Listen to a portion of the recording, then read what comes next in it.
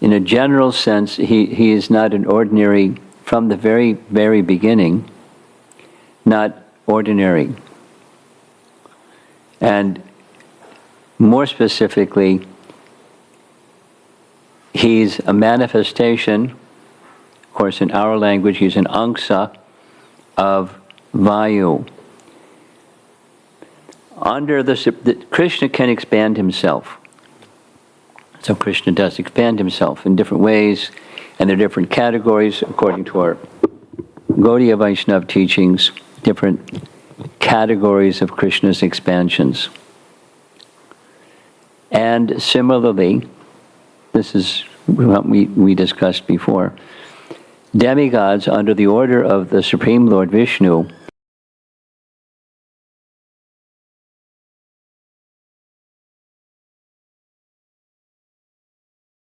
give the technology of how they do that. It just states that they, under the order of Vishnu, expand themselves, or an angsa of them, a portion of them expands into some living entity. So that's what happened with Madhvacarya at a time, just going back a little bit, at a time when Buddha's coming caused disruption. He rejected the Vedas. Shankara came, he accepted the Vedas but distorted the meaning. The demigods were disturbed. The demigods went to Brahma. Brahma went to Vishnu. Help! Vishnu went to Vayu. This is a service for you. And he said yes. So he appeared as Vasudeva, the son of Madhyageha Bhatta. And his mother was Vedavati. We're going to hear something more about both of them today. So he appeared as Vayu, appeared as their son, and his pastimes from the very beginning were extraordinary, similar to Bhima, because it's understood, and this is a theme throughout the biography of Madhvacarya, which this is a biography written by two of his intimate associate disciples who had first-hand experience of being with him and seeing his character and qualities and so forth.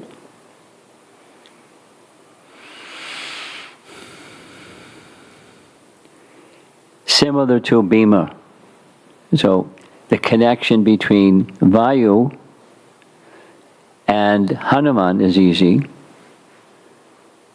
because Hanuman was the son of Vayu. Bhima was the son of Vayu. And Madhvacarya was Vayu, or an expansion of Vayu. So there's that connection, and that is the pastimes of Madhvacarya recorded by these very respected acharya, panditacharya personalities, Narayana Panditacharya particularly,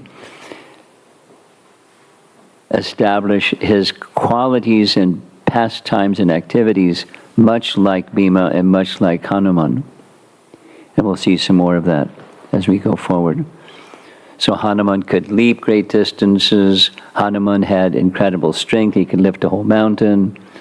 Bhima had voracious appetite and also incredibly strong.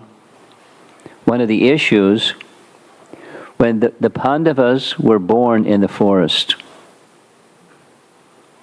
and when Pandu died, there were 5 boys and their mother. And Madri entered into the funeral pyre of her husband. Kunti was left caring for 5 strapping young boys. So when they came back to the capital, the boys were boys, and boys do boys' activities, and they would sometimes play, and sometimes they would wrestle. And Bhima, in his activities of wrestling, he would just sometimes pick up one of the boys and toss them a big long distance just for fun. He wasn't mean to hurt them because he was so powerful. And boy, did that irritate Duryodhana too much. So he began to conspire how to get rid of him. And that led to many, many things.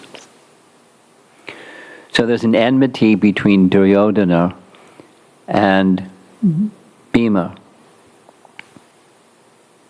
which we discussed a little bit. And as Bhima had powers, Madhvacarya had powers of strength, tenacity, Bhima-like powers, and Hanuman-like powers. So we've covered 12 so far, and we're up to the point where he has achieved, or he has attained his Upanayana from his father. We had some discussion. He's not here this morning. Balaram Prasad had a question about how come in ISKCON we don't have Upanayana for kids. And a little research after the class, some of you may have received all these things already. You received them already. Prabhupada, when he was 12, received a formal, according to Lilamrita, meaning his own acknowledgement. So it appeared in Lilamrita. When he was 12, because his father was a Vaishnav, he received Upanayana. But the person who gave Upanayana was a professional person, and it didn't have much of an impression on Srila Prabhupada. But Upanayana, technically, is receiving a sacred thread and receiving mantras. Particularly during this time, Gayatri mantra and other mantras that one during different times of the day recites. And Srila Prabhupada, again, when he was a young man with children and so forth, he received the real Upanayana, or mantras, plural, from Bhaktisiddhanta. So it wasn't a transgression of etiquette because the mantras that he received were not through disciplic succession. Now, why, back to Balaram Prasad's question, which kind of ends where this session begins, why in ISKCON we don't have Upanayana? Because it's part of a Vedic process. And one of the reasons, perhaps the main reason, is because young people, while they may like kirtan, they may not have the right qualifications, because Upanayana, Prabhupada specifically expresses, Upanayana is for those who have qualification. For those that don't have qualification, how to get qualification. So one of the main principles for becoming qualified is the purification that comes from chanting of the holy name. Cetadarpana marjanam. And then from that chanting, becoming purified, becoming qualified, and according to Bhaktisiddhanta's practice and Prabhupada's practice, then Harinam Diksha, and after some time and qualification and evaluation, then there may be Upanayana or Gayatri mantras or our second initiation. And the point is, it's not done in ISKCON for children because it requires qualification. And what might have been the case for brahmanas of yore is not the case today, because children are not so qualified. Or not only children aren't so qualified, people are not so qualified. And therefore it's not done. At least this is the standard and the practice of Bhaktisiddhanta continued by Prabhupada, and then that it means, for us in ISKCON. So that's the Upanayana question.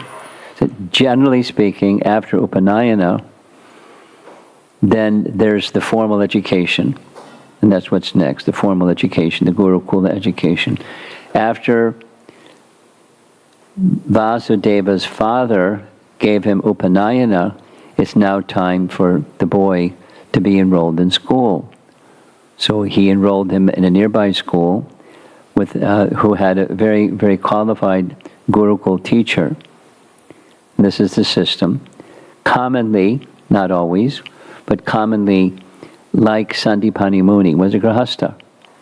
And the boys would stay at the home or in the ashram of the teacher.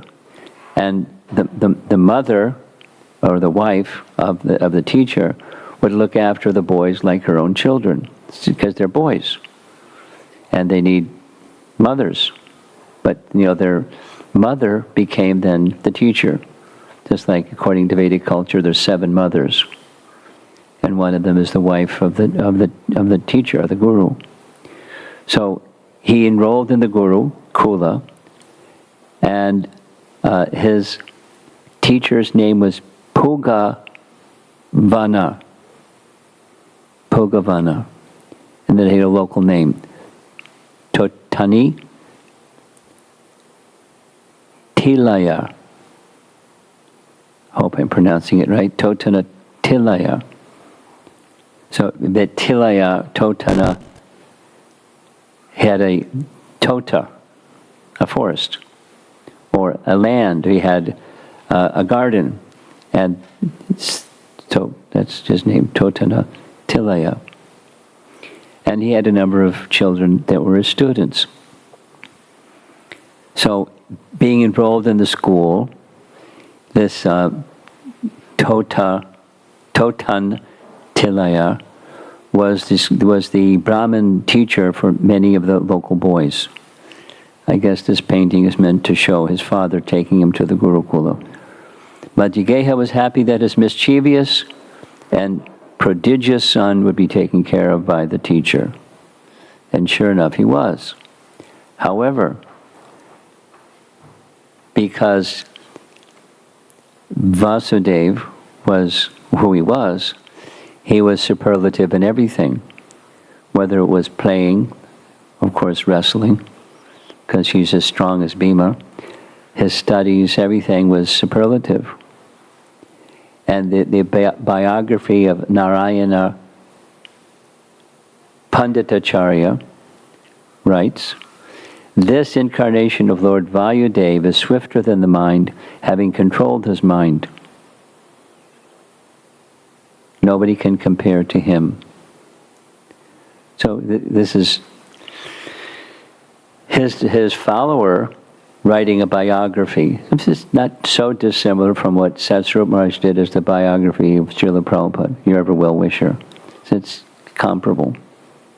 And he has, nice things to say about his teacher.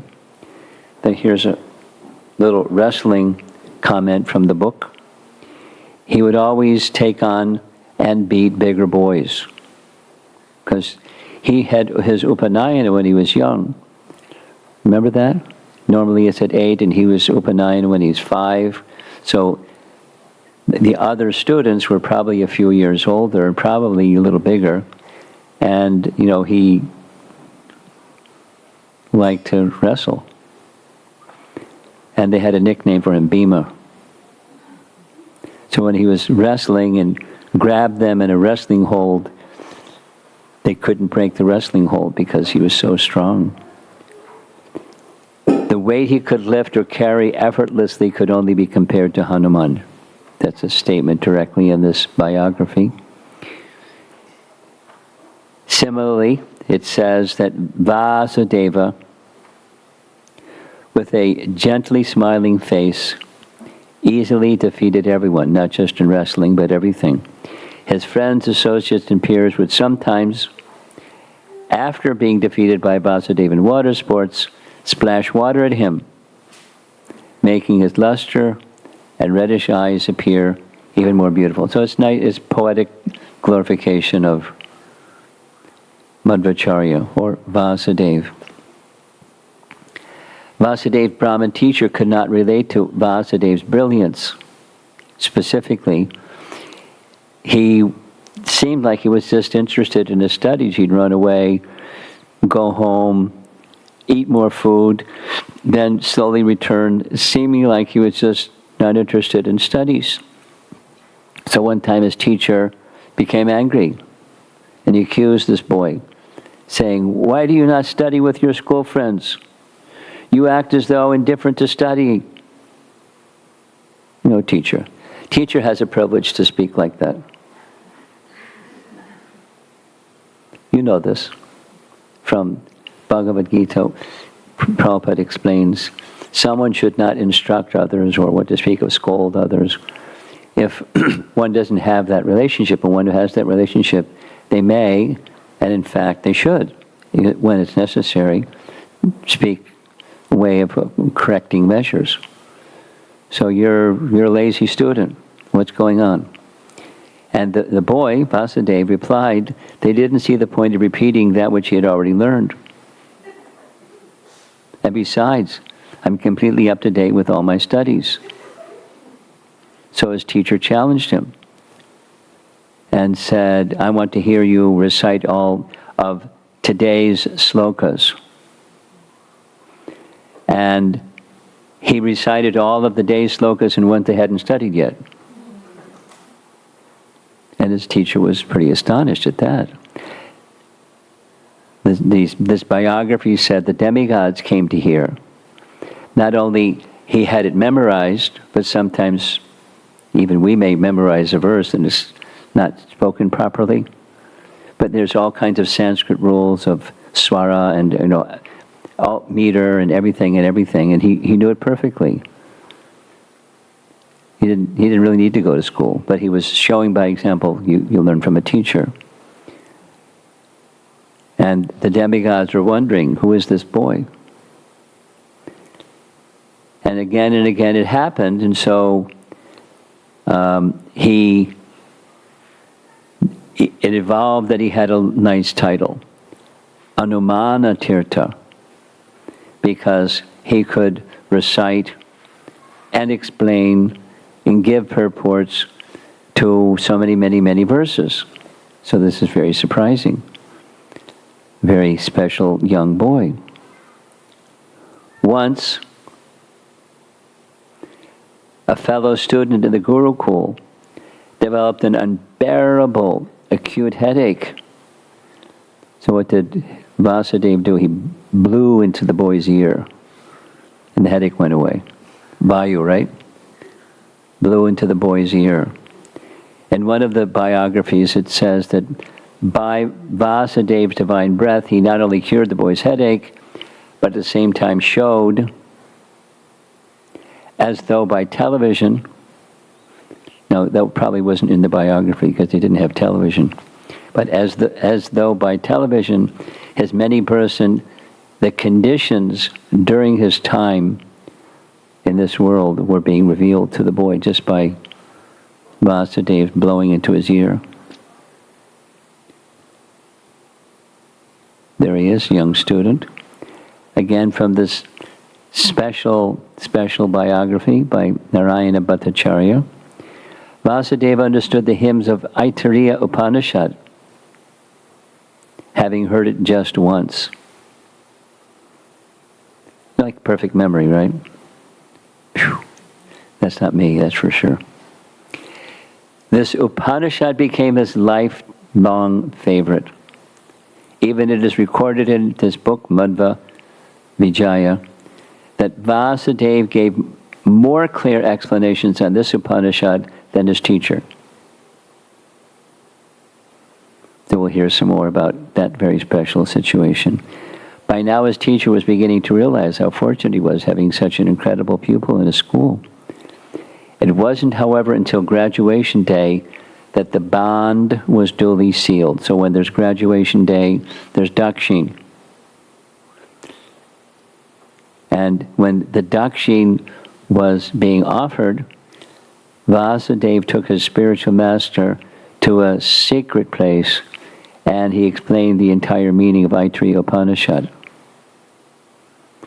Because specifically, Aitareya Upanishad indicates moksha through bhakti.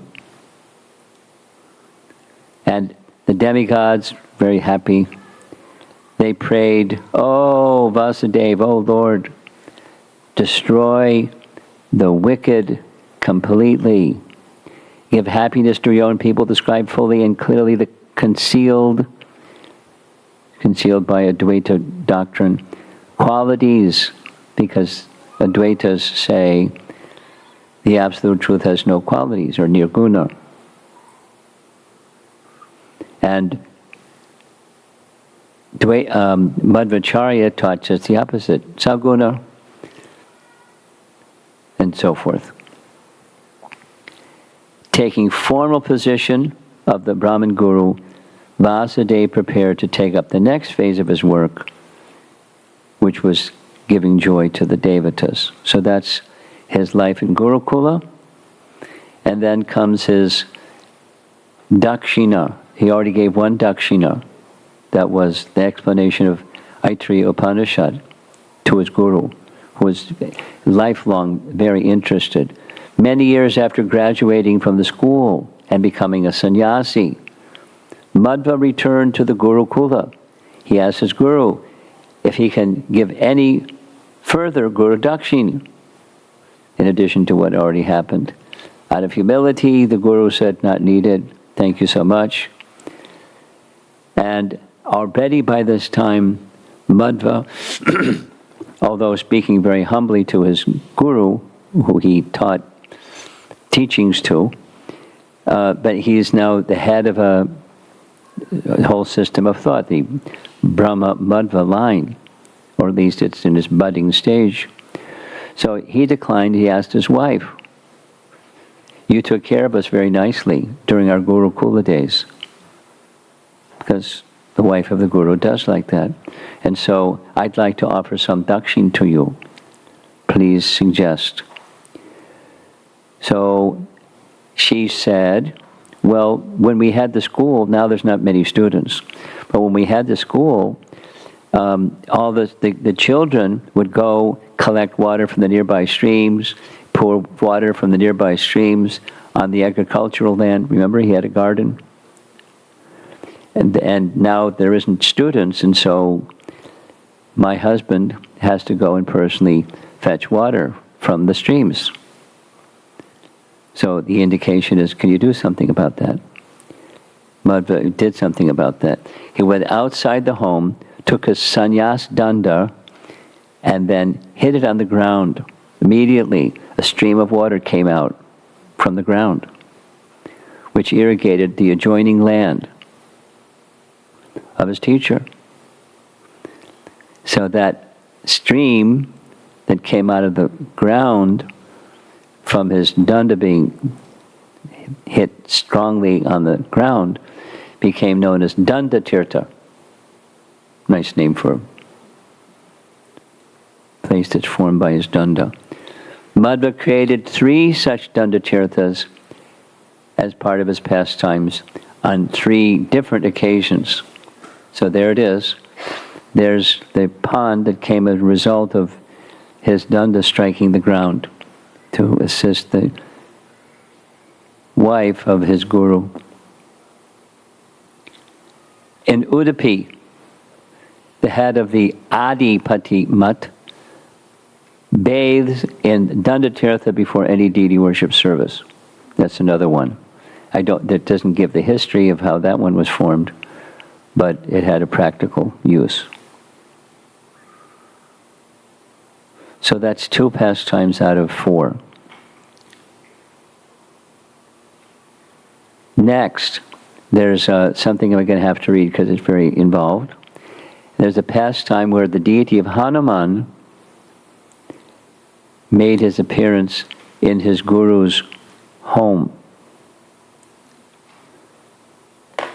So here's some reading. Not too long.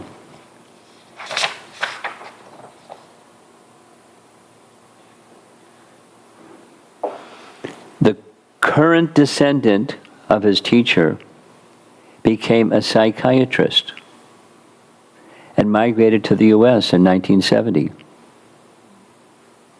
He served as the physician on Rikers Island.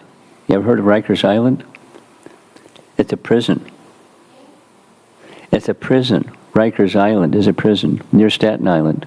It's off in the sea, and they got a prison out there in the sea, so the prisoners have a hard time escaping. And if they escape, they're going to have to navigate the ocean. Rikers Island.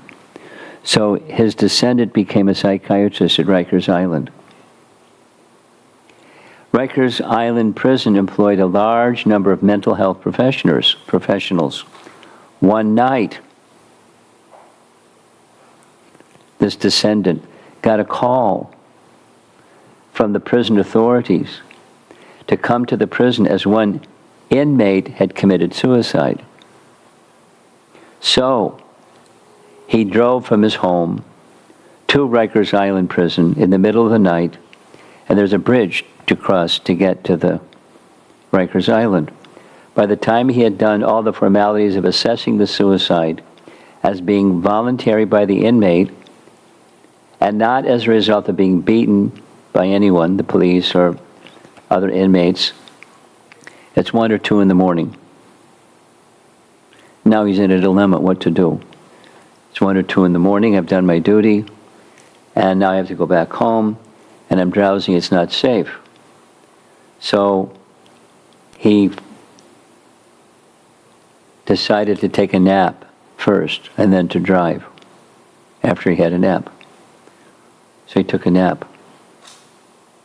In his dream, he saw that he was on one side of a gorge. Gorge is like a big valley, and there's like a stream at the bottom of the gorge.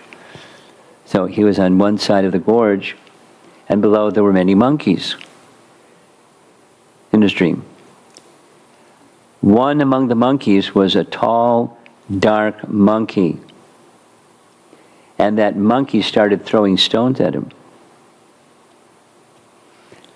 This descendant of his teacher, in his dream, began to run away from the band of monkeys. And he strangely, in his dream, found himself in an alley. Just as he was about to disappear, find a way out of that alley, he found that same monkey again, who shouted loudly, "Do you want to hit me? Do you want to hit me?"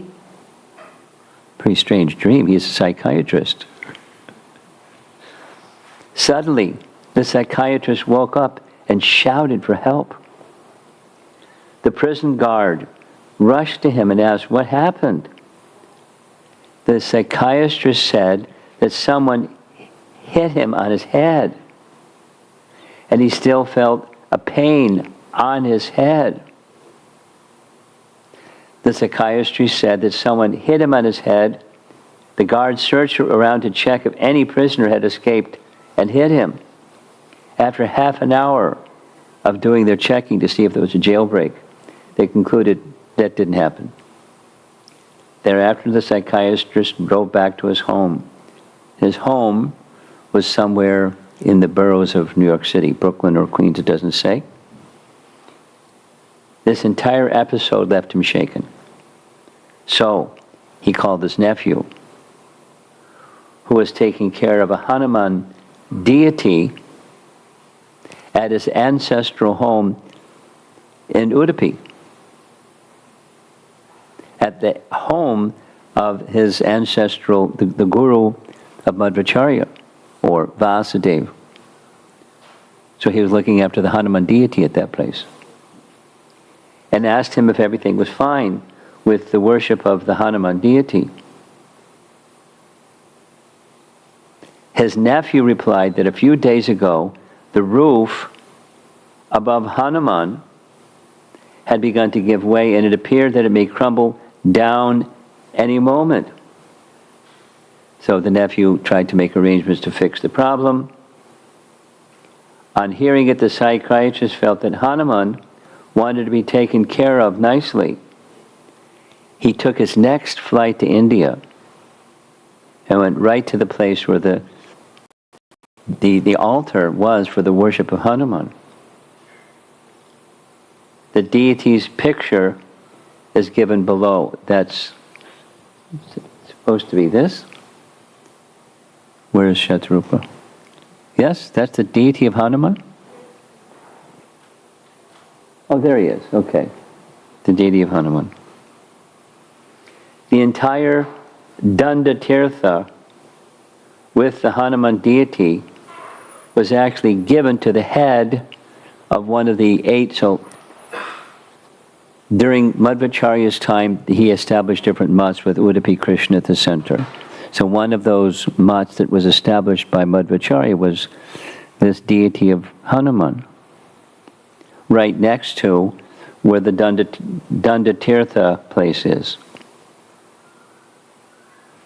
The psychiatrist took control of the place after a legal battle with the mutt, as he found the mutt was not performing the puja properly, nor making the upkeep of the property properly. Now that he is retired, he's focusing on the glories of this place to be propagated and to have more programs at this place. He lives in a house adjacent to the temple and pond at Danda Tirtha.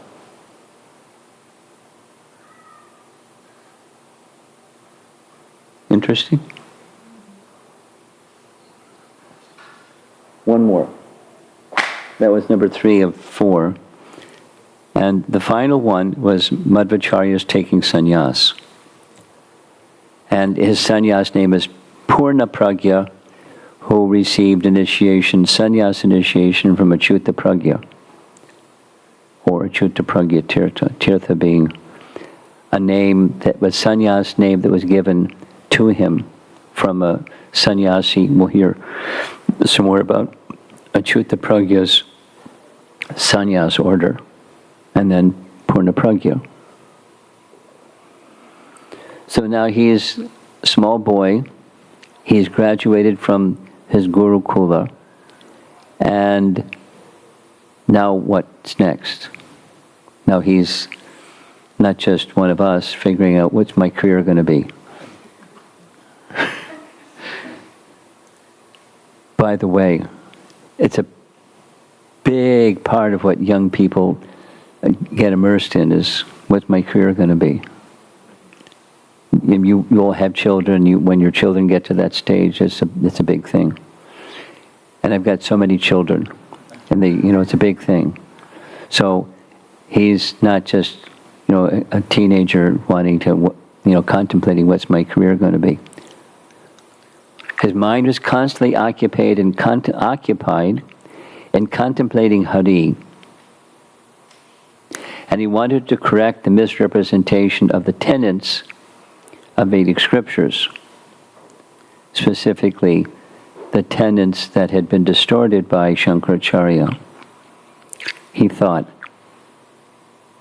people turn towards God and contemplation of His grace and virtues only when they lose interest in materialistic pleasures. At that state, meaning if someone is too much absorbed in materialistic pleasures, it's pretty hard to take an interest in transcendence. At that stage, men emulate gurus and elders whom they esteem. Therefore, I will adopt the Paramahansa sannyas, as it will reveal my intrinsic disinterest in materialistic pleasures. So as a strategy. So he's a young boy, he's at his home, he's with his mother and father, and at home, again and again and again, he's offering obeisances and offering obeisances and offering obeisances and offering obeisances and offering obeisances. And his parents are wondering what's up. He's offering his obeisances to the Supreme Personality, Lord Hari, who is within everything and everywhere. So this becomes an important part of his teaching. The basis or foundation is not Brahman, but Lord Hari, who is within everything and everywhere. So his parents saw this, and they asked, why are you doing this? And his answer was that he was offering his obeisances or prostrations unto the belongings of his master, Narayana. The belongings of his master means his paraphernalia. And what's the paraphernalia? No, Madhvacarya's teachings are being already exhibited, that the paraphernalia is everything. Because it's all the energy of the Supreme. And indwelling within everything is the Supreme. So he's offering his obeisances everywhere in all directions to Lord Hari, because he's everywhere present. He, who is the guru of the whole world, set out to find himself a guru for himself, to establish a role model to the world for seeking knowledge and initiation. So it's where it's leading to. He's already had his formal education in scripture, and now he's going to take the formal step of sannyas initiation. Now, Mom and Dad have a different idea. Uh-oh. Showdown. Guess what Mom and Dad want? Get married and have children, and you'll take care of us when we get old. Om Jai Jagadisha Hare. Vasudeva had heard that there was an old ascetic in a district, Madhvacarya. I don't know if I'm saying it right. Anybody know? Is that the right way to say it?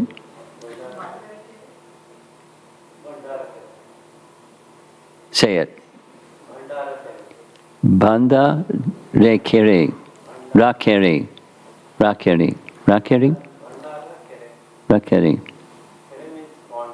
Pond. Okay.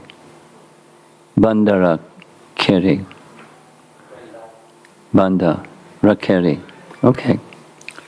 Just a few miles north of Udupi. We're going to see the name a few times. So he's an old ascetic. Now, if you were part of what we discussed the very first day we gathered together, there's some history. You know the history because you're from that place. The Srivali group of Brahmins that came from UP and they settled there. So they had a certain tendency to be interested in Bhagavatam, or Bhagavad Katha. So they were known, contemporarily at least, as the Bhagavata Sampradaya. And they got a little messed up or influenced by Shankaracharya, but they still maintained, according to this biography at least, they maintained an affection and an affiliation for the Bhagavatam. So this renowned sannyasi that lived in this place, the name I have difficulty pronouncing, Bandarekere, close? Oh, you're leaving out the Ra. Bandara Keri. Close. I'm getting there. I'll just rehearse and practice. Because I'm going to be in front of a lot of people that know how to pronounce it, and they're going to think this Western kid. Okay. So this renunciate sannyasi, north of Udupi, in this nice place, had in his line of sannyas a tradition that was from the old school, where they came from. They had an interest in Bhagavad Gita. So that's the sannyas initiation that he had. So he was named, his sannyas name, Achyuta Preksha. He who seeks the Lord Achyuta. So before his sannyas, his name was Purushottam Tirtha, that's easy. And he was also a third name, Achyuta Pragya Tirtha. And this biography says that in his previous life, Achyuta Preksha was an ascetic who received alms only from good people. And specifically, he stayed with the Pandavas in his previous life, which was not just one generation before, but some number of generations before. And for several years, he took only the prasad that was cooked by Draupadi. So, on the soul platform, he had become very purified. And there we see Durvasa Muni. And he had taken sannyas from a lineage that descended from Durvasa Muni, specifically in this Bhagavat Marg sannyas order. So it was a good match. Here's a little detail. A little detail is found in Gopal Champu. No.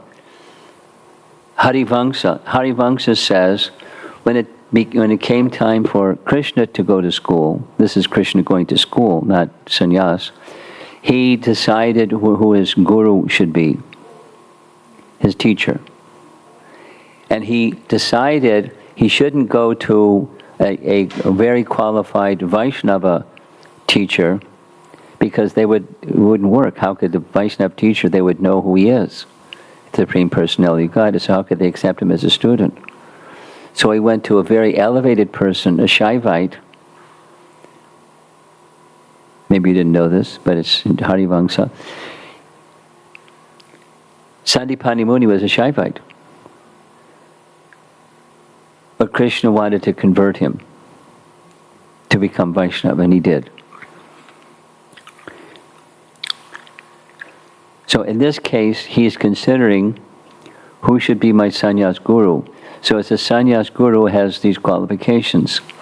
He is respected within his community, and in his background, there's a Bhagavata school tradition in his background, in the sannyas tradition in which he came, and Durvasa Muni, similarly, from the Bhagavata Marg, there was a line of sannyas that descended from Durvasa Muni. However, there was some influence due to Adi Shankara. For about 400 years, the sannyasis of this order had started to practice some Bhagavat Marg principles interspersed with Advaita philosophy. In other words, it was unfortunately a bit of a mix. And that's the way it is. That's the way it was, and that's the way it is. It's hard to find something that's unmixed. It's possible, but it's hard to find something unmixed. The monks of this order, which Achyuta Preksha was part, were not strong enough to scripturally and logically counteract the Advaita philosophy. So they kind of caved in a little bit. So what about us? What's the message? We should be very clear, because after the generation, after the generation, after the generation, there's the fading principle. Prabhupada was strong and pure and powerful, and then the next generation, and then the next generation. So that the fading concepts, because guess what? Kali Yuga is progressing, and as Kali Yuga progresses, there must be persons who become very immersed in Bhagavat Marg or Bhagavat Bhakti, not just by, all the other kids are doing it, or it's fashion, or something like that. I mean, fashion is okay, behaviors are fine, but there should be something upon which behaviors are resting. And if those behaviors are not resting upon something that's firm, I mean, this was one of Amatakali's questions the other day. It's a sociological thing. What's going to preserve the tradition? And I had a further thought from that discussion. It's opening the door, and so maybe I'm going to regret opening the door. One of the things that we learned in the course of hearing about Madhvacarya is what his father did. Not only his father performed Garbhodan Sanskara, which Prabhupada instructed that before conceiving a child, mother and father should do, but for 12 years there was something else. And that was to qualify themselves to have qualified children. So, some of you have children, some of you don't have children, some of you may have additional children. If you want to help ensure the preservation of the tradition, then those steps should be taken before producing children, because otherwise, who knows? Because then your children are going to be subject to Kali Yuga's progression. I think I'll stop there.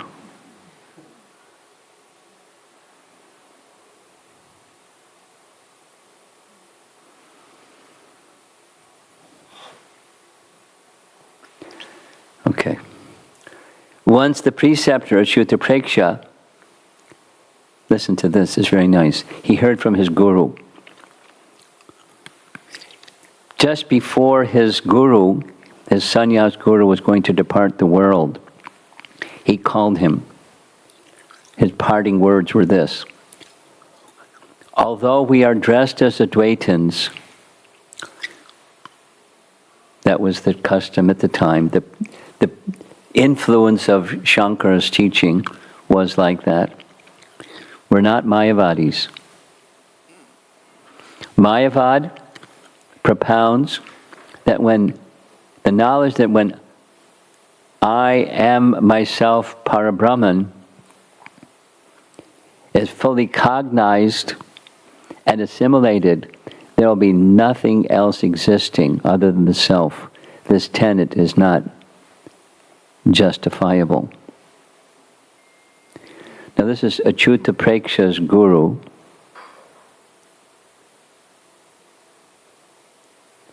And we heard in the first day that before they became Madhvacarya's disciples, the most prominent scholarly personality in the western side of India at that time was this Trivikram Pandit.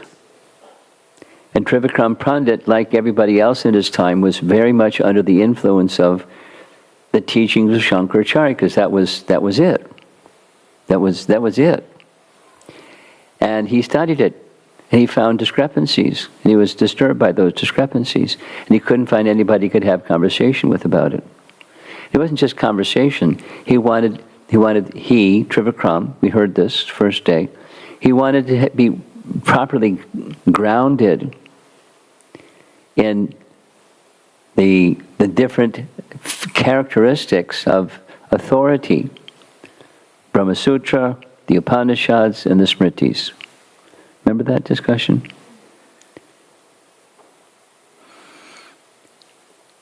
And he couldn't find anyone.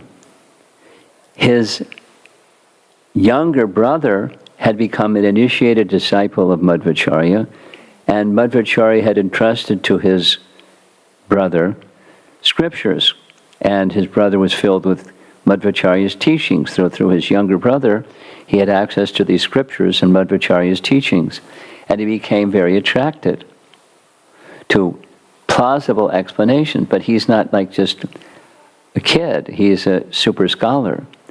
So in this biography, he had a 15-day debate with Madhvacarya. And at the end of the 15th day, he surrendered and requested becoming his disciple. So Trivikram Acharya, or Trivikram Pandit, was one of the authors writing biographies about Madhvacarya, because after his initiation by Madhvacarya, he had intimate association for years and years and years. Intimate association. So something very similar, not the same, but something very similar to Chaitanya Mahaprabhu and his close associates. Who were Chaitanya Mahaprabhu's two closest associates in Puri?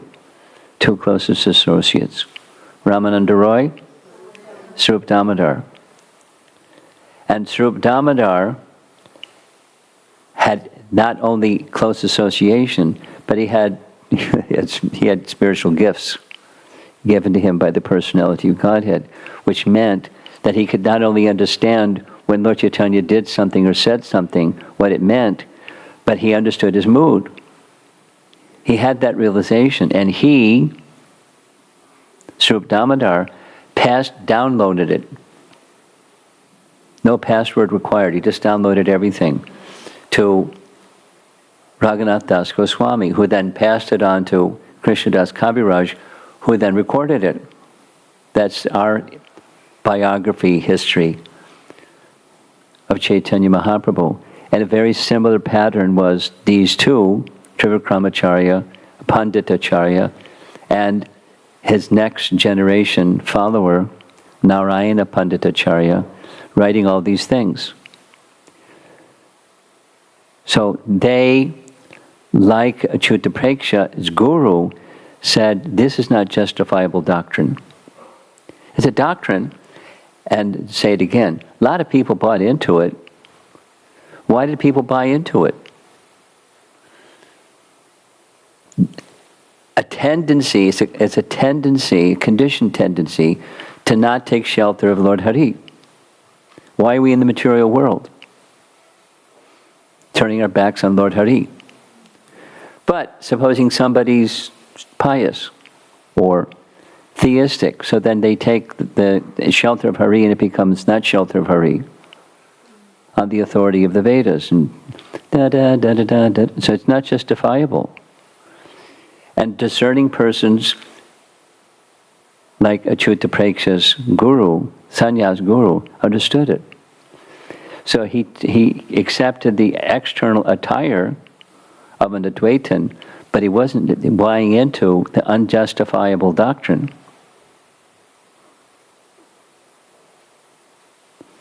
Special. That's not usual. It's special characteristic. And that's so Achyuta Preksha, his is further instruction, last advice, parting advice, never accept this. This tenet of Atma Aikya, or that seeing oneness with the Supreme, prescribed for contemplation by Mayavad, has not been realized by me or my Guru or any of his predecessors ever. I advise you to worship Mukunda, who alone can give moksha, for getting the correct tattva gyan. And he departed this world. Achyuta Preksha pondered repeatedly over this advice. He decided to stay in Udupi and worship Lord Ananteshwara. Nice image, we've seen this Ananteshwara image many times. With his mind constantly engaged in Ananteshwara, keenly looking forward to the realization of the predicted divine blessing, Achyuta Preksha pondered over his Guru's last words and instructions to him for a long time. Remember from yesterday, this story of Gokarna and the advice of the Vaikuntha-vasis. It's not just hearing, but deep contemplation, taking the matter very seriously. It's a small thing, but it's a bhakti thing, and it's what opens the door for getting a deeper understanding or a realization or an experience. One day, listen to this, in deep thought on this matter, Lord Ananteshwara again entered the body of an ordinary man, because that happened previously when it was predicted that Madhvacarya would appear. And that ordinary man approached Achyuta Preksha, saying, "Know that I will send soon to you the best of disciples to fulfill your mission to your Guru and to me." So he had this epiphany that was not granted to an ordinary fellow, someone that was deeply pondering and couldn't understand, fathom it properly, that we may have that experience in reading some scriptural passages and finding it intriguing, yet we can't clearly understand it, don't stop. Brahma Jigyasa, keep being inquisitive, trying to understand, trying to know. And you may get some special revelation, maybe not some person saying like this. Achyuta Preksha was now residing in the area of Ananteshwara temple in Udupi at the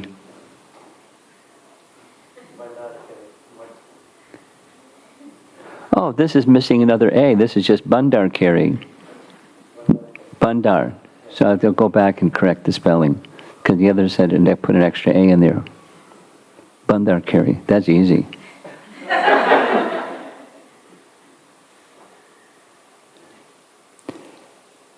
So, Achyuta Preksha doesn't need disciples, but the disciple needs a guru. So, Vasudeva started visiting him daily at this Bandharkari Mat.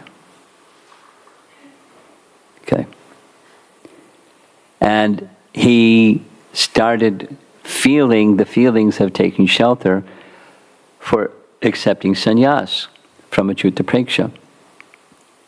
And meanwhile, the standard procedure, Achyuta Preksha was training and also observing.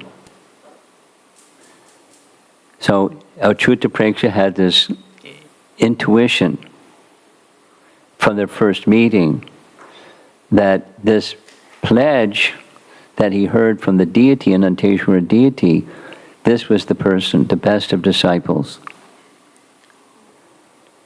At the same time, there's Dad, Madhvacarya, and he heard that his son was spending a whole lot of time with Achyuta Preksha, so he started to worry, uh-oh.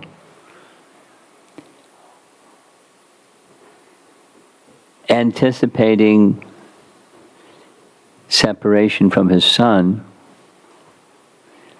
he came to Udupi, because his home was in Udupi, some distance away, but not terrible distance away. And by now, it's considered that Vasudeva, his son, has become a disciple or an aspiring disciple. So he started doing what dads sometimes do. He pleaded with him, "You're the only son, and it's not proper that you take a vow of an ascetic, because what's going to happen to us? We're your parents, we've done so much service, and it's your duty. No one will look after us." And Vasudeva's father offered obeisances to his son, pleading and pleading and pleading. So the clever son said, "Just see, for someone of your age to offer obeisances means you've already accepted that I've taken sannyas. So thank you very much."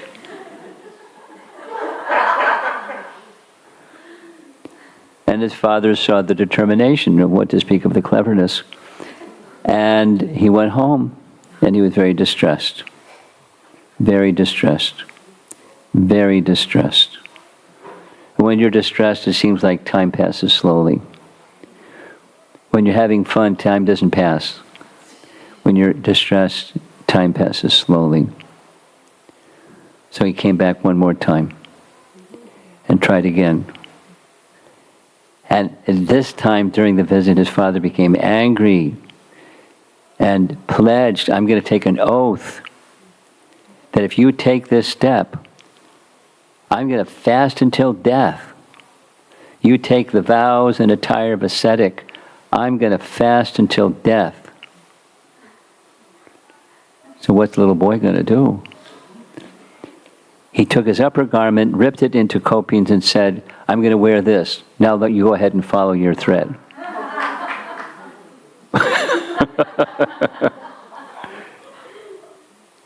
And he said, it's not right for the guardian, the father, to stand in the way of something that his son or dependent is doing that's pleasing to the Lord. His father was defeated.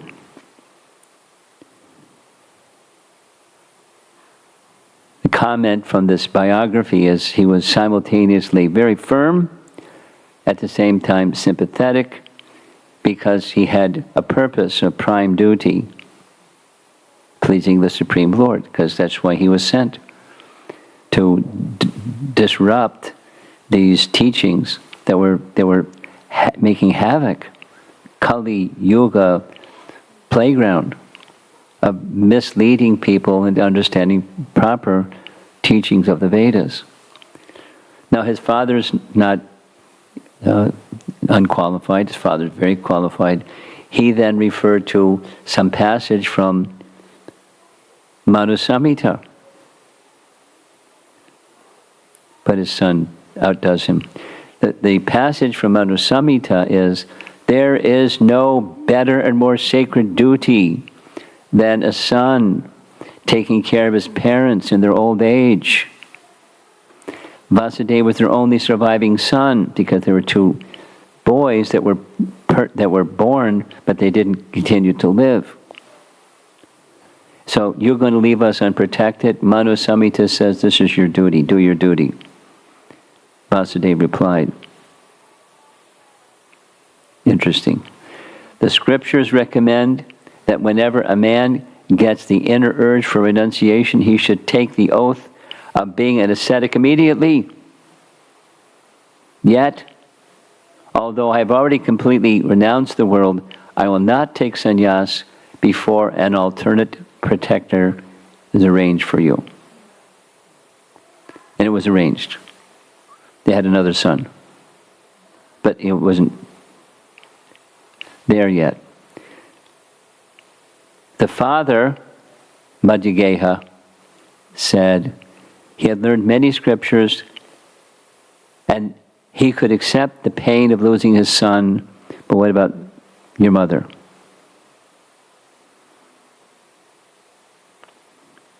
Very practical. Vasudeva said, I won't do this without the consent of my mother. So he thought, checkmate, because his mother's never going to agree. But after some time, they had another son. So the younger brother of Vasudeva was the remaining person to look after Madhvacarya, the mother. After some time, Vasudeva went back and visited their home. This is with a younger brother, and saying, "This is my younger brother. He's going to look after you." Now, the mother's clever too. She's a Brahmani, and she said, "I've already decided. I'm not going to give permission." So what did the boy say? "If you wish to see me again sometime, please permit me to accept the renounced order of life. If not, I will go away from this place and never to return, and never you'll see me again. No sannyas, but you'll never see me again." Check, playing chess, right? So his mother decided, go ahead, take sannyas. At least I'll see you again. And there's that possibility, and if you leave and never come back again because you're true to your word, I'll never see you again, so you can take sannyas.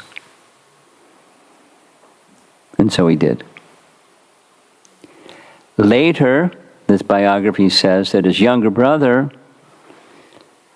also took sannyas from Madhvacarya. And his sannyas name was Vishnu Tirtha. But that was after the mother and father were gone, of course. And Vishnu Tirtha was appointed as the head of one of the mats of Madhvacarya, specifically the Sode mat. And they lived happily ever after, right?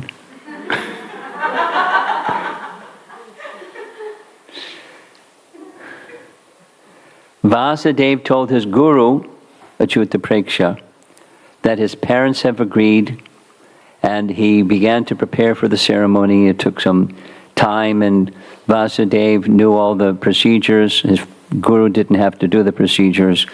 A whole year passed before the ritual was done, and then in the ceremony he gave him a mantra and a name, Purnapragya. On the auspicious day of the ceremony, the Ananteshwara temple at the Ananteshwara temple in Udupi, as Purnapragya prostrated before the deity, the Lord manifested himself personally, held him in his arms, and lifted him up. What a sight that must have been. The Lord then took him to his guru and told him, "You had always meditated on me for a long time for learning the correct tenets of Vedanta. I am giving you Purnapragya as your boon." Achyuta Preksha received this benediction from the Lord gratefully and felt blessed. And that's the last slide. Madhvacarya is now a sannyasi, holding his two fingers up in the air. He hasn't given all of his teachings yet, but we know what those two fingers mean because we discussed it yesterday.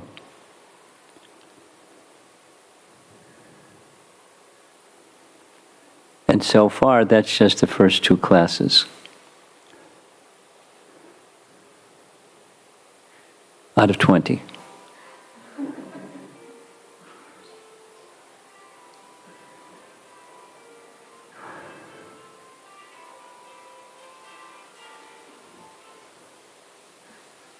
So let's see if there's some discussion. We're learning a lot, huh? I'm learning a lot. I don't know about you. I'm learning a lot. Very different. Yes. Guru Maharaj, the disciplic succession that Srila Prabhupada gave us shows that Madhvacarya comes right after Vyasadeva. And there's quite a time lag. Yes, there is. And today we heard about the Shiksha line. Yes. The Diksha line. Yeah, this is the Sannyas Diksha line. And so how is it that after Vyasadeva, Prabhupada listed Madhvacarya? And a related question is, do the Madhvas also see it the same way? You know, Krishna, Brahma? My understanding is yes, because it comes from Madhva. Now, in this same biography, I think it's the same biography. One of the biographies I read long, long ago, and I'm not sure it's the same one, Madhvacarya made a number of tours throughout all of India, gathering scriptures and having discussions and so forth and so on. And one of those times, Madhva went all the way to the Himalayas. And there was one assistant with him. And all of a sudden, Madhva, like Hanuman, started bounding in big leaps, heading into the northern parts of the Himalayas, essentially into the higher dimensional space where Vyasadeva, according to our teachings, I guess it's according to theirs as well, Vyasadeva is waiting to become, to take some service in the next yoga cycle. Forget what that other service is, but Vyasadeva is still presently residing in this upper dimensional space. And he, Madhva, went before Vyasadeva and inquired from him, presented his teaching, sought verification, got it, came back down. And there was his disciple waiting for him. Oh, here you are. So there was a direct interaction with Vyas. And the big gap is because there's a big gap. He heard directly. So my understanding is, yes, they accept the same way. He, as we heard earlier, he was worshipping Vyas, while Bhima was worshipping Krishna and Hanuman was worshipping Ram. Madhva was worshipping Vyas.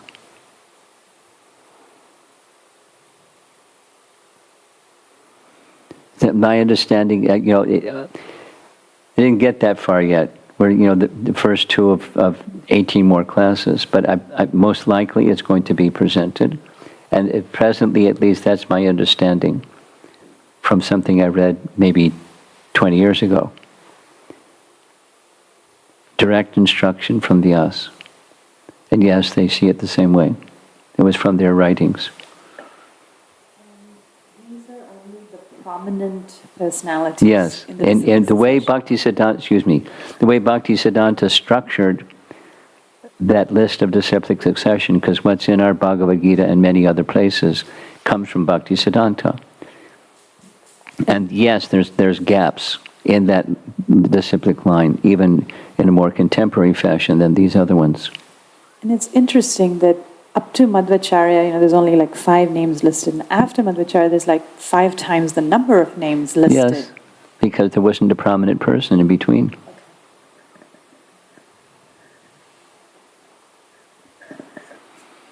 Yes. Hare Krishna Maharaj. There wasn't the same degree of prominent persons. It wouldn't be right to say they weren't prominent persons. Sorry, I didn't realize. So one comment, and I have a couple of questions. The comment is that I was appreciating the Gurukula teacher of Madhvacarya who understood this special personality that he was, and the contrast was in Ramanujacharya's pastime, his teacher Yadava Prakash, on the other hand, he even tried to kill Ramanujacharya. Yes. So yeah, that thought came to my mind. One question is from yesterday's class, the Chitraketu. Which yesterday's class? You were talking about Chitraketu and Atmadeva, the glories of Bhagavatam. Yeah. And one of the, I'm paraphrasing, but one of the things you said was, a Radha that was told to Chitraketu was, Providence says that you're not going to have a child. And Yes. this is what has been given to you, kind of a thing. And I'm kind of reflecting, sometimes I have this question, now this comes into capacity that we may have as a person, right? Like, our capacity to do things, capacity to, Is it already prescripted for us? Yes. Is that what you're asking? Yeah.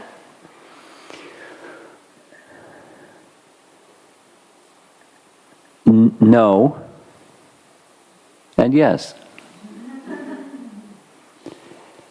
No, let's say us. We're not King Chitraketu. The teaching that Angira Muni was giving was, this man has beans in his ears. He can't see, 100,000 wives. Was that the number? 1 million? Read the tea leaves. It's pretty clear. So, should we make some endeavor because it's prescripted? We should make endeavor. And we await the mercy of the Supreme Lord. Supposing the mercy of the Supreme Lord doesn't bestow what we're aspiring for, effort upon effort. But if there's something that's blessed, I just was hearing Prabhupada saying, my godbrothers, could you lean that way? Thank you. No, you just went the wrong direction. Okay.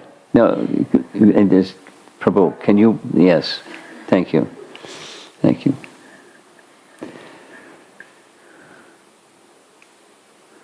Otherwise, you have to cut off your head. That would be nice. Or I'll keep going like this. So.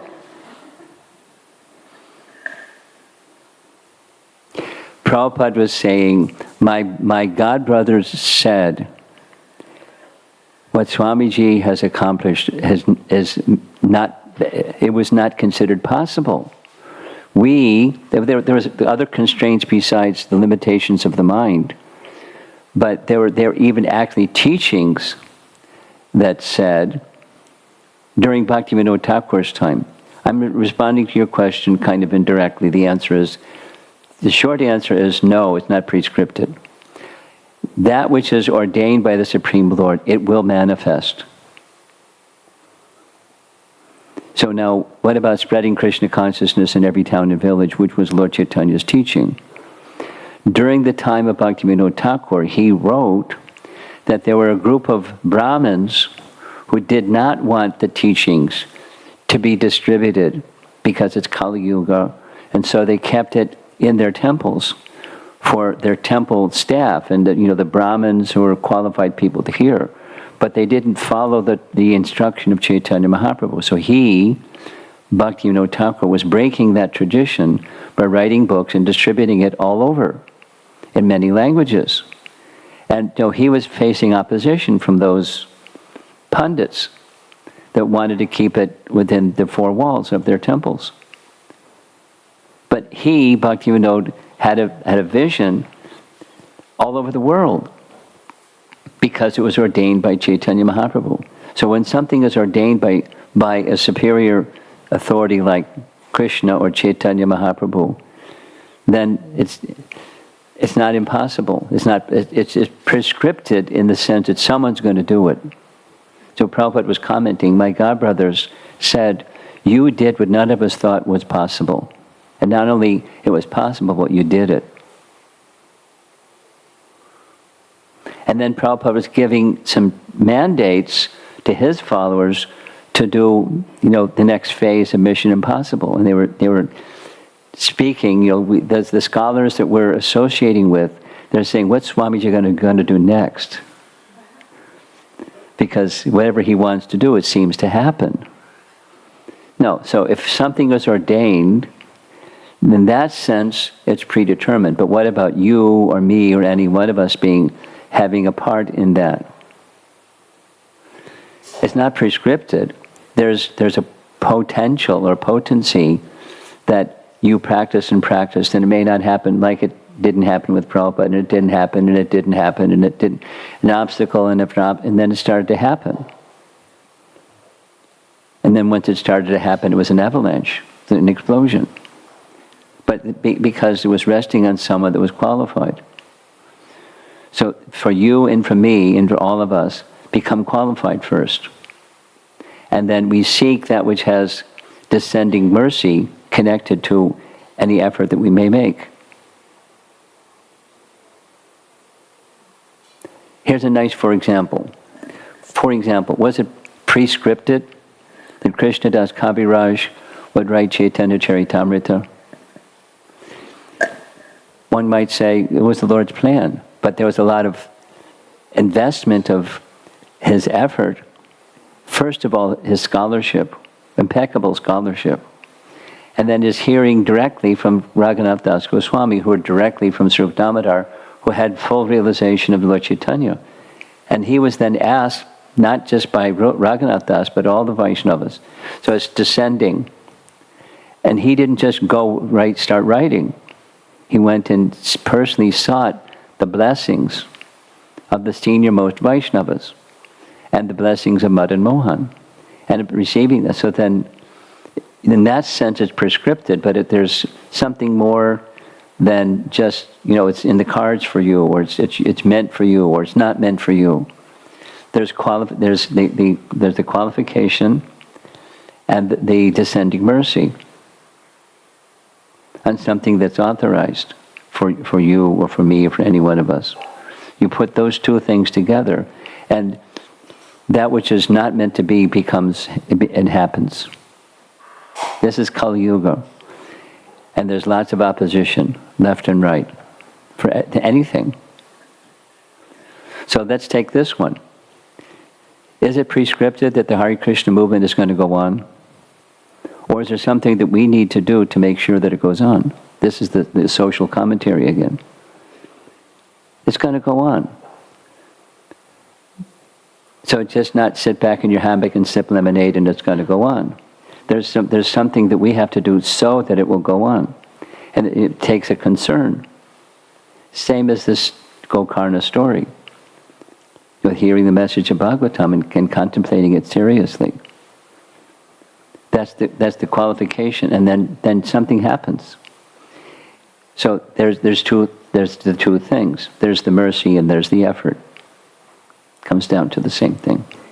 And when you put the two together, then things happen. Is it guaranteed there's mercy? Yes. And what is that mercy? You have to know what the scripture says or what disciplic succession says. This is it. My holy name will be heard in every town and village. Gosh, that's a big mandate. Every town and village, there's lots of towns and villages. It's going to take some time. It's going to take some effort.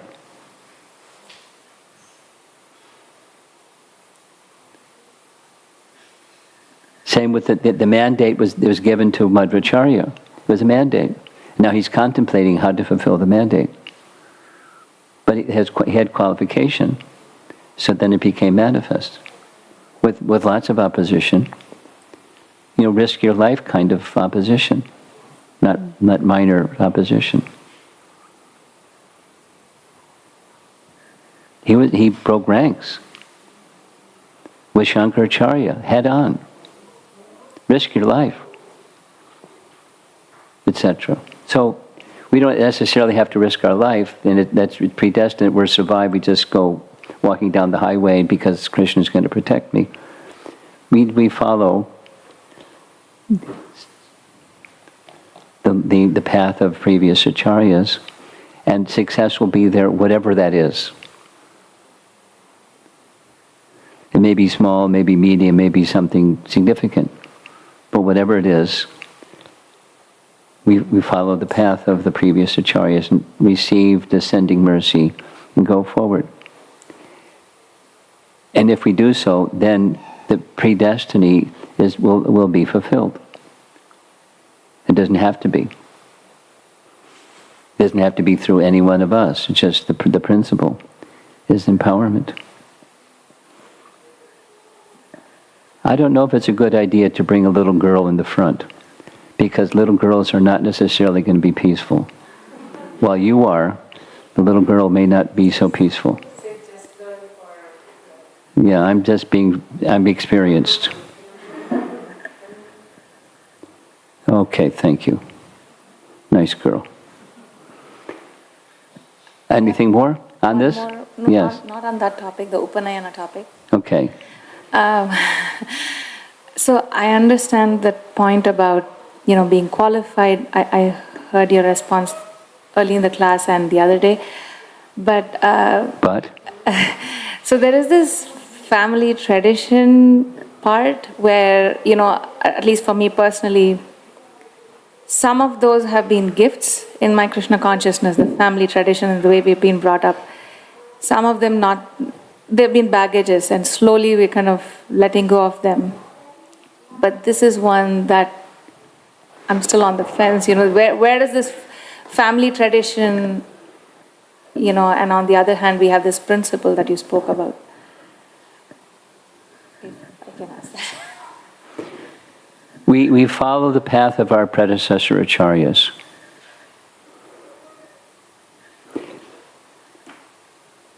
If you have some particular application of this question in mind, you might want to say it. And if you don't, I'll give up. I'll put another one in front of you. Here's another one in front of you. You ready? There's a point of contact that's illustrating a principle. The principle is, what do we follow?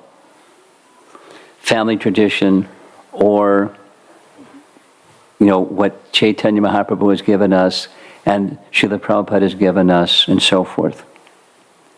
So here's coming attractions. When we go to these temples in South India, the worshippers in those temples in South India have a very strict policy that ladies during their menstrual period are not to enter into temples.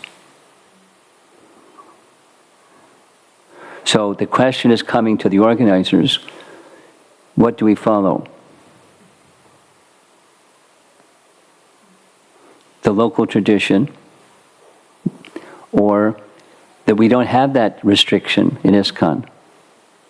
Ladies during their menstrual, in ISKCON, ladies can come into the temple, not on the altar, but come into the temple before the deity, 360 days of the year. There's not a restriction within ISKCON. At least not that I'm aware of. Not that I'm aware that Prabhupada gave some instruction for us to follow. So now, what to do? It's not exactly family tradition, but it's, say, local respected tradition, Brahmana tradition. So what to do? That question was presented to me. I said, this is a good question. And I have to consider it very carefully before I just give an off-the-top answer. And there's something to be said on both sides. One side says, let us respect the local tradition. And that, at least those who want an answer to this question, let's follow local tradition, because that's respecting the local tradition. We're coming as a guest into their place. Let's follow their tradition, which is one thing. And then there's the standard that we have within the followers of Chaitanya Mahaprabhu. It's not just within ISKCON. To my knowledge, it's ISKCON, it's Gaudiya Vaishnavism. There isn't this same kind of restriction. Om apavitra pavitra va sarvabhastam gato biva yasmaret pundarigaksham. The purification is the remembrance of Krishna. Apavitra or pavitra, purified or unpurified. With scriptural authority behind both. So which does one do? Now that's an application, back to your question.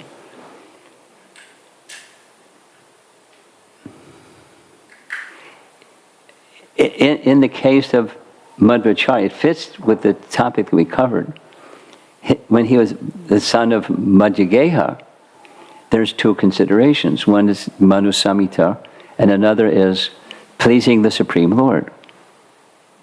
And that which is pleasing to the Supreme Lord, a father should not restrict his son from doing.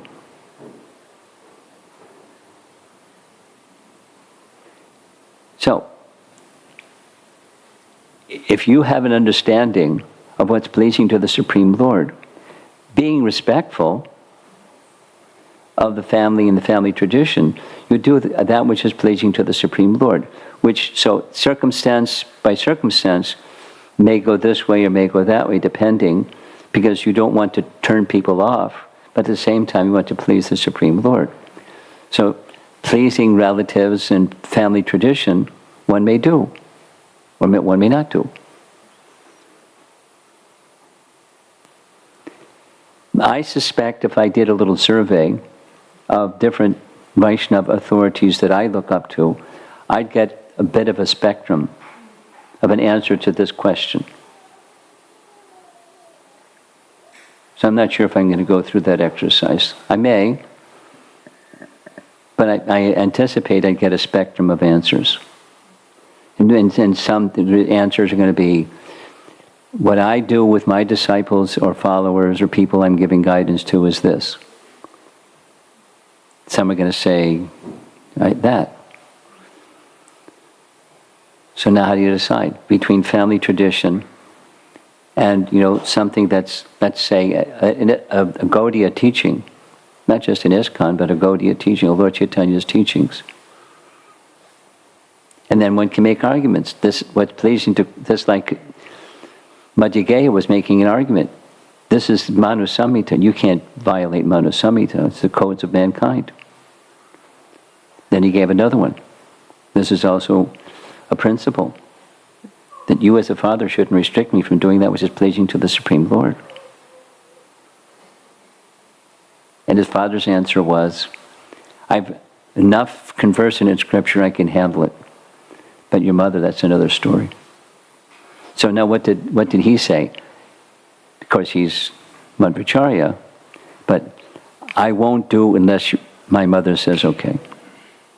And some arrangement was made so his mother could say okay. Family tradition. And respecting, the Vedic codes, which family tradition may or may not be in line with Vedic tradition or Vedic codes. So there's discrimination. In short answer, there's discrimination factor, time, place, circumstance, kind of discrimination. And so your main concern, my main concern should be that Krishna should smile. And there may be different ideas according to an individual and according to circumstance where Krishna will smile. Or Krishna may smile both ways because you're thinking about what's pleasing to me. And then it's a judgment call.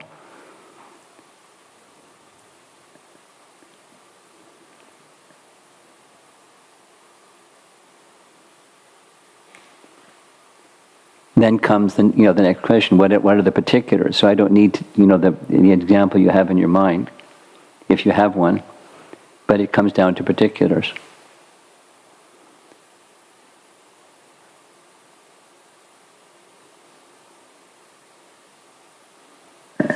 Okay. Delicate questions. See if there's someone else. Yes?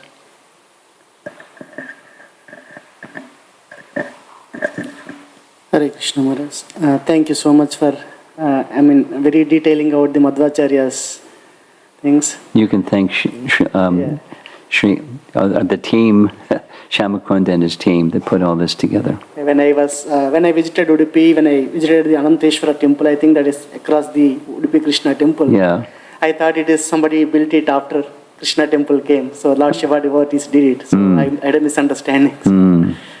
So, but anyway, I was thinking, Maharaj, regarding the teachings of the Acharyas, especially Ramanujacharya and Madhvacharya. So, even Shankaracharya, right? It's the evaluation of, from Buddhism. Yes. Getting out. But, I don't have a problem in Shankaracharya teachings the way, because time, place and circumstances, he did that way. But when Madhvacharya also, Ramanujacharya, there are some kind of differences. Yes, there are. Things I was, stressing on some specific points is clear, but I was trying to understand why the kind of I gave a different opinion or a different understanding about, for example, Madhvacharya teachings about Jiva, right? Some are completely fallen, nothing falls from the Vaikuntha. So I was having kind of why those kind of teachings have to happen based on the time, place and circumstances. Why not? Your question is, why must there be differences? And why not? The 4 times, this is the 5th time. Part of the reason, a major part of the reason behind differences in Madhvas, and what is Madhvas and Gaudiya, because we're from the same line, but Madhva and Ramanuja, he had a very, very focused purpose. And his teachings matched the focused purpose. And we can accept, we can assume, but more than that, we can accept his teachings are founded in Scripture. So he's perceiving the sum total of Scripture in the manner that matched his mission. It doesn't dismiss other perceptions of the same Scripture.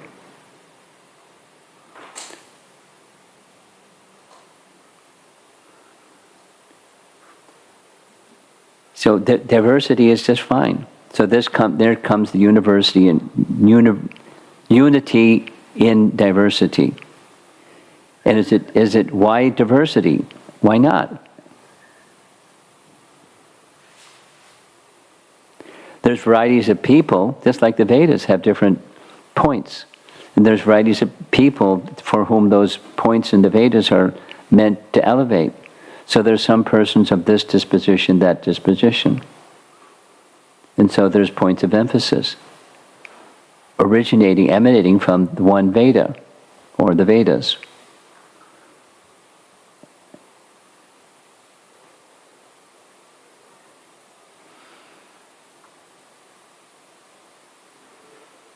I don't see it. I don't have a problem with there's diversity. And why diversity? Because that's just the way it is. There's diversity. There's a mission, there's a mandate, and he's fulfilling his mandate. Now our topic is, because I don't want to switch horses and go to the other 3 sampradayas, but they had a different mandate. and their teachings match their mandate, and with a particular audience in mind. At a particular stage also, chronological stage of addressing Shankara's teachings and the mess that it made in the hearts and the minds of many intellectuals, and persons follow intellectuals. At least some people follow intellectuals. Yadyarajrati Shreshtas. That match the mentality of people who are followers. And then Lord Chaitanya. Okay? More. Second question, I mean, you might be covering this in the following classes on Udupi Yatra, during Udupi Yatra, and what is his take on the Ramanujacharya's teachings? I don't think we're going to go there. That's a whole other seminar. One online I'm question. just digesting what's in front of me. And the plate is full. Just wait a minute. One online question, Maharaj, can I ask? Yes, please. So I don't know, this is same RA. I'm not able to understand why biography of Madhvacharya named Mani Manjari, because Manjari means maid servant in Brajabhasha. Well, Manjari may mean something to you, it means something else to Madhva followers.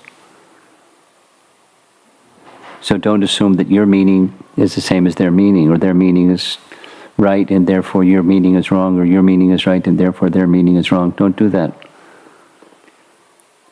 Now, why that name was chosen, I don't know. I'm not a Sanskritist. I didn't have a friendship with Narayana Panditacharya, so I don't know why he chose that name. There's probably a reason. But it's not the same as our Gaudiya understanding of the word, Manjari.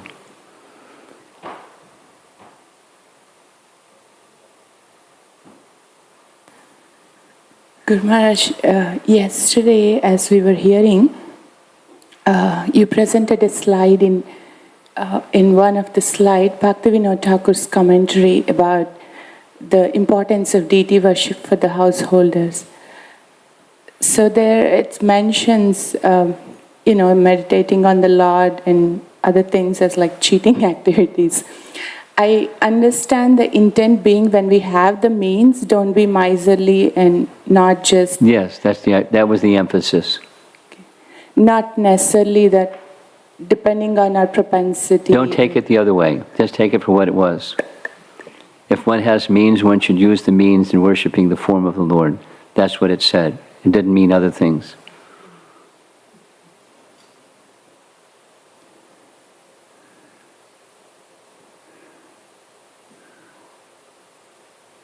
Hare Krishna Guru Maharaj. Madhvacharya gave Dvaita philosophy. Other than that, he also talked about 5 topics. One of them is living entity and living entity. One living entity is different than another, yes. Yeah. Can you elaborate on that? Huh? Elaborate? Yeah. You're not me and I'm not you. You're not your wife and your wife is not you. You have a nice relationship, but you're different people, different entities. That's difference. Not only the forms are different, but the soul. Different diversities of souls. That's the meaning. Is it clear? Not clear. Yes. You want to elaborate on your question? All living entities are same, but I didn't think about it. No. They're in the same category, but individually different. There's the Jiva Tattva. From our Gaudiya language, there's Jiva Tattva, and this living entity, this Jiva in this Jiva Tattva category is different than that Jiva in the same category. And there's so many Jivas, so many differences on the spiritual platform, not just on the covering platform. Thank you. Clear? Thank you, Maharaj. Anything in the back? Okay, you have something? Guru Maharaj, most of what you narrated today is from the biography. And you also narrated a contemporary story of the psychiatrist. Yeah. So I'm wondering, Yeah, you have to ask Shamakund about the psychiatrist story. I don't know where that came from. so in principle, when we visit Udupi and Melkote, Yeah. we might come across different tales. Different tales. And I'm wondering. Be careful. So that's my question is, how are we, because this is so unfamiliar. Just smile. Don't take it seriously. Watch out for different tales. Same thing can happen in any one of the dhams. Mayapur, etc., etc. So be careful. Be careful means smile. The gate is closed. Thank you. Then, with discrimination, so I recited this because I have confidence in Shamakund is not just going to come up with something that's gobbledygook. So I have confidence in him. And based on that, I read it.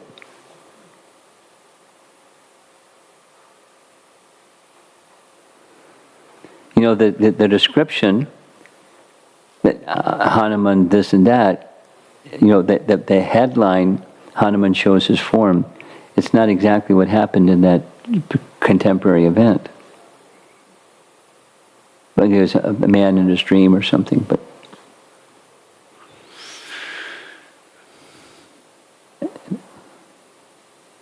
so back to your question, the answer to your question is smile and don't take seriously, local stories. There may be something, there may not be something behind it. But don't be eager to hear different stories. Yes.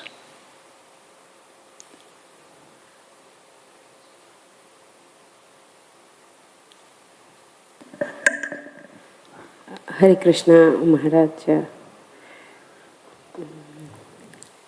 Just to add to what you were telling, smile. My roommate had put one line in her door. Smile is the curve that makes everything straight. So that's just addition. But my question is regarding Turn the japa. volume up a little bit. Speak a little louder. Speak a little louder. Okay. Yeah, so my question is regarding japa. Japa. Yeah. It's on topic again. Yeah, because I'm not on the same level as other participants here. I have started doing japa, so I have to learn much more regarding that. That's why I have got question. How you keep focus? How to stay focused in japa. It's right on topic.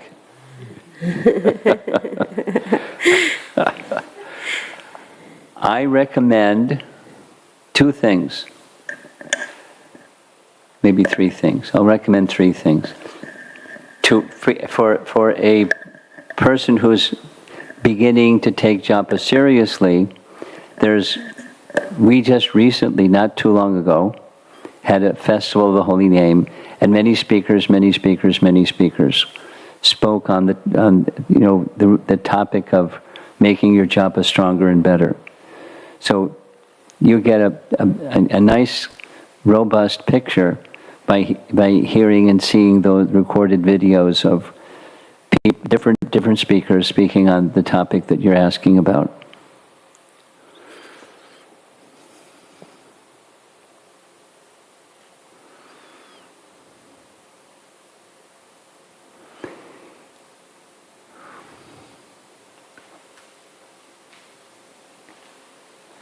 A second point, I'm not sure it's really the second point, but another point is one of the speakers was Shyamasundar Prabhu, who came from Houston, and he's become not like, but something like, a very empowered person, a Naperville type person, or someone said during our festival holy name, he's becoming like the Indra of japa. And he's not like he's trying for that title or position or recognition. He's just so immersed. He has a call every day. You know Shatarupa? Okay. She'll give you the link and you can join the call. And it'll help you. It's helping devotees that have been chanting for decades. And it'll help devotees that are just getting started and everybody in between. He's just gifted. He has some Shakti to help people because he's got it. And he just shares it with others. And a third explanation is if you understand in principle of all the different beneficial activities you can engage in, the chanting of the holy name is the principal sacrifice for the sage, the Yoga Dharma. So just hold it way up there. So your understanding may be way down here, and your practices may correspond with your understanding. But hold it up there, and try to take shelter of the holy name. And if that's the spirit, then in the beginning and the intermediate and the advanced stage, it's going to just grow. So you maybe in the beginning stage, that's perfectly okay. Your neck won't get sore. Just keep looking up at the holy name. And mercy and light and Krishna's kindness will come through that medium, the holy name. It takes faith, but that's how it starts. So there are three things.